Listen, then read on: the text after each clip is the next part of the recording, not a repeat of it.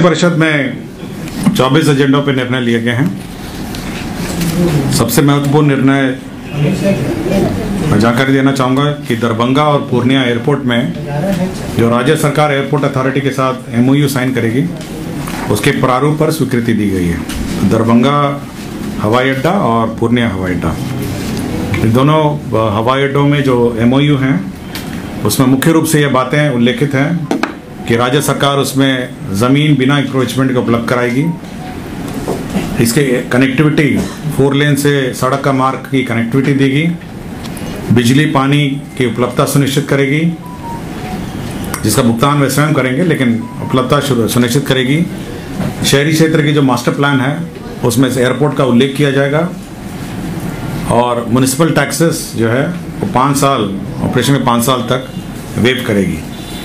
तो यह MOU के पश्चात जो निर्माण कार्य है अब आरंभ हो सकेगा पूर्णिया और दरभंगा हवाई अड्डा का। तो यह एक महत्वपूर्ण निर्णय है जो लिया गया है। पिछड़ा अति वर्ग एवं अति पिछड़ा वर्ग कल्याण विभाग के अंतर्गत संचालित अन्य पिछड़ा वर्ग कल्याण आवासीय +2 विद्यालयों में जो बहाली हो रही है, अभी जो स्नातक शिक्षक है, स्नातकोत्तर शिक्षक का जो अभी बहाली हो रही है, बहाली होने तक केंद्रीय विद्यालय के रिटायर्ड एवं नवोदय विद्यालय के रिटायर्ड जो हमारे टीचर्स हैं उनको बहाल कर उनका प्रयोग किया जाएगा पढ़ाने के व्यवस्था में। और जब रेगुलर बहाली हो जाएगी तो इनको हटा दिया जाएगा और उनके स्थान पर रेगुलर बहाली होगी।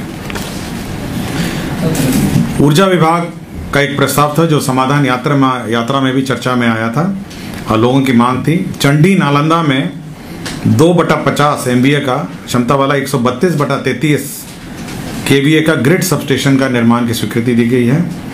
इसमें 129 करोड़ 75 लाख रुपए व्यय होंगे, जिसमें 20% राज्य सरकार देगी और 80% जो है 103.80 करोड़ राज्य सरकार की गारंटी पर विभिन्न बैंक से लोन लेकर निर्माण किया जाएगा।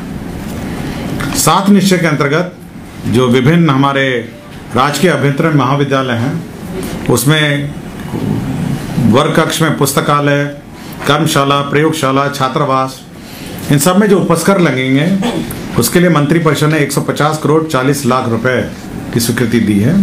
तो ये 37 राजकीय अभ्यंतरण महाविद्यालय में उपस्करों के लिए क्रय की स्वीकृति दी है। इसी प्रकार 45 राजकीय पॉलिटेक्निक एवं राजकीय महिला पॉलिटेक्निक संस्थाओं में भी 71 करोड़ 99 लाख रुपए व्यय की स्वीकृति दी है। तो दोनों जगह आपके उपस्कर का क्रय, जो लेबोरेटरी है, उपस्कर है, कंप्यूटर है, ये सभी का क्रय की स्वीकृति दी है। खान एवं भूतत्व विभाग ने NIC नेशनल इंफॉर्मेटिक्स सेंटर जो है उसको नामांकन के आधार पर integrated mining management information system, जो कंप्यूटर सिस्टम में सॉफ्टवेयर है जिसके माध्यम से पूरा माइनिंग व्यवस्था जो है मॉनिटरिंग हो सकेगा, उसके लिए 4 करोड़ 58 लाख 45 हजार 313 करोड़ का व्यय की स्वीकृति मंत्रिपरिषद ने दी है। ये नामांकन के आधार पर NIC को ये कार्य आवंटित हुआ है। राज्य के काराओं में और सुदृढ़ और सुरक्षा सुनिश्चित करने के लिए 238 अतिरिक्त लिपिकों के पदों की स्वीकृति है। लिपिक और यहाँ पे क्लर्क के पद हैं जो इन जेलों में पदस्थापित होंगे, जिसमें निम्न वर्गीय लिपिक 139 हैं, उच्च वर्गीय लिपिक 50 हैं और प्रधान लिपिक 25 हैं। मद्य निषेध सिपाही संवर्ग में अब नए कर्मियों की नियुक्ति के लिए का रास्ता साफ हो गया है। इसके अंतर्गत 1218 पदों की स्वीकृति मिली है। ये ग्रुप सेंटर में रहेंगे, मतलब एक जगह स्थान पर सभी लोग रहेंगे। जैसे पटना ग्रुप सेंटर होगा, मुजफ्फरपुर ग्रुप सेंटर होगा, भागलपुर होगा, गया होगा, सहरसा होगा। तो इन ग्रुप सेंटर के माध्यम से जो डिप्लॉयमेंट है, रेड करने की व्यवस्था है और मद्य निषेध के विरुद्ध जो अभियान राज्य सरकार ने संचालित किया है उसको और बल मिलेगा और सभी हमारे स्थानों चेक पोस्ट में यहीं से डिप्लॉयमेंट होगा। पथ निर्माण विभाग के अधीनस्थ जितने कार्यालयों में खराब पड़े रोलर हैं, आपके अलकतरा के मशीन हैं और आपकी गाड़ियां हैं और जितने भी पथ निर्माण से संबंधित जो उपस्कर हैं जो खराब पड़े हुए हैं, यंत्र तंत्र सब जगह पड़े हुए हैं, उनको डिस्पोज करने के लिए राज्य सरकार ने नामांकन के आधार पर MSTC को अपॉइंट करने का निर्णय लिया है।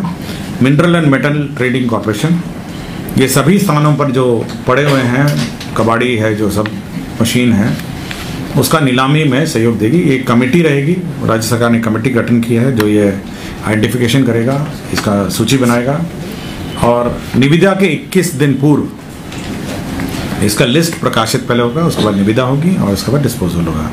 तो यह एक महत्वपूर्ण निर्णय है जो पथ निर्माण के जो कबाड़ी इधर उधर मशीनरी है उसका डिस्पोजल का है। मंत्रिपरिषद ने उद्योग विभाग के अंतर्गत जो हमारे अमृतसर कोलकाता औद्योगिक कॉरिडोर निर्माण किया जा रहा है AKIC, उसमें जो स्पेशल पर्पस व्हीकल है जो SPV बनाया गया है, ये भारत सरकार का भी उसमें अंश है, बियाड़ा का भी अंश है।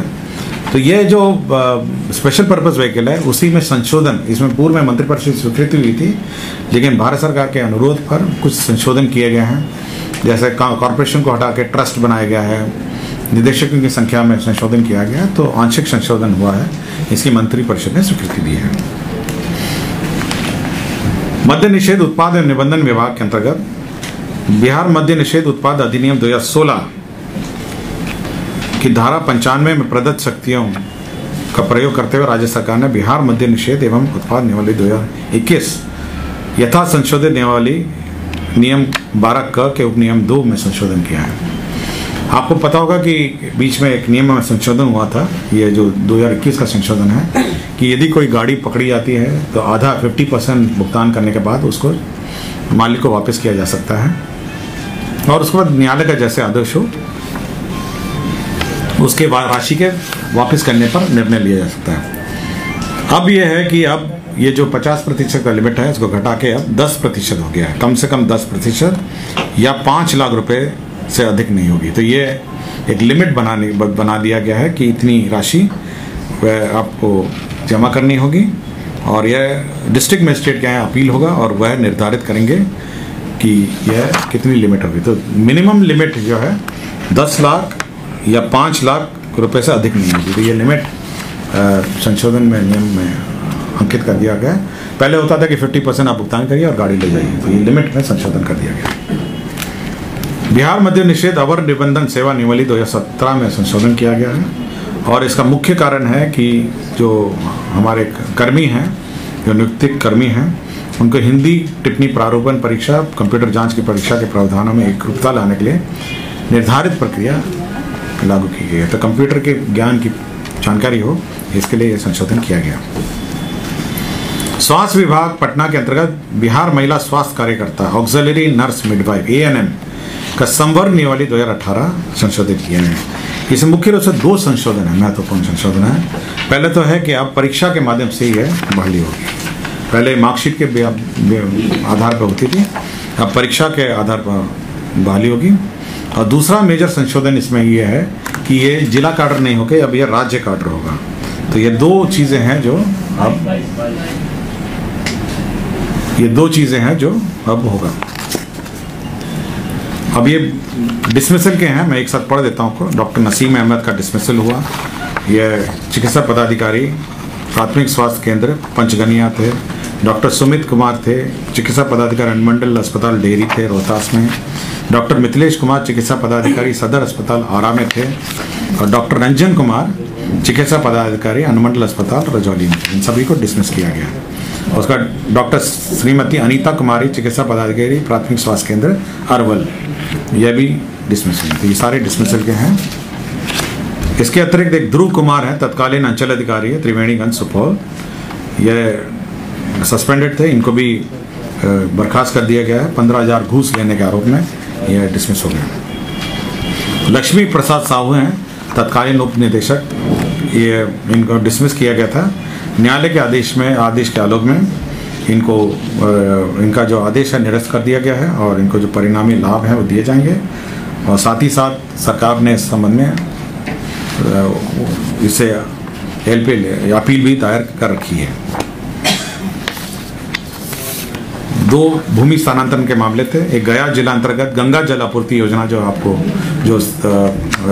निर्माण किया गया था, कंपनसेटरी फॉरेस्टेशन में यह समतुल्य जमीन जो है यह वन विभाग को 88.19 एकड़ उपलब्ध कराया गया है और जमुई जिला अंतर्गत एक और दूसरा मामला है जिसमें चिकित्सा महाविद्यालय एवं अस्पताल भवन की स्थापना हेतु